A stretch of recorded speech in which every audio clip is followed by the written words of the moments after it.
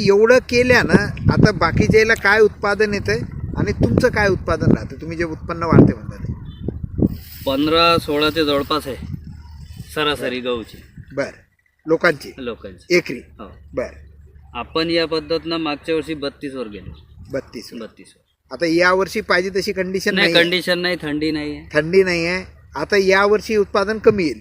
आता यावर्षी लोकांचे काय उत्पादन राहू शकतात आणि तुमचं काय राहू शकतं, काय अंदाज? ते समजा ते 16 वाला 12 वर आला हा. तर आपण 32 वाले 28 किंवा 27-25 बरोबर आहे, 5-7 पोत्या क्विंटलना समजा मागे येणार मागे येणार आहे. परंतु या पद्धतीनं लावलं तर मात्र तुम्ही जे आता आकडे सांगताय तर जे जनरल शेतकरी साधं ट्रॅक्टरनं आणि पाटाचं पाणी देऊन जे उत्पादन काढतात त्याच्यापेक्षा दुप्पट उत्पादन यानं होऊ शकतं. हो, ते 100%. आणि जर दुप्पट उत्पादन होत असताना मात्र आणखीन एक गोष्ट आहे की तुमचा उत्पादन खर्च कमी होत आहे.